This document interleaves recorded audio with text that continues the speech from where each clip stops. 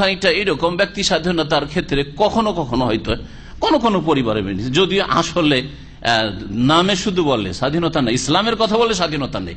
হ্যাঁ, নাঙ্গা হওয়ার জন্য স্বাধীনতা আছে, উলঙ্গ কেউ যদি রাস্তায় করে বলছে এটা স্বাধীনতা।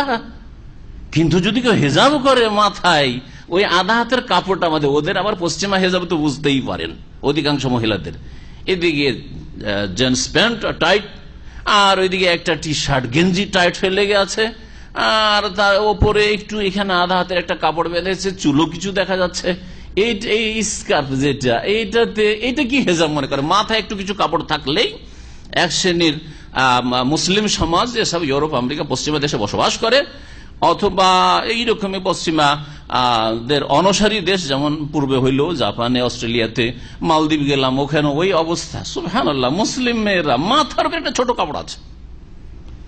মালদ্বীপের একটা বৈশিষ্ট্য দেখলাম, ভারতেও মুসলিম মেয়েরা বা বাংলাদেশও মুসলিম মেয়েরা মাথা খোলা, বুকের উপর একটা লটকিয়ে দিয়েছে, কি গামছা লটকিয়ে দিয়েছে।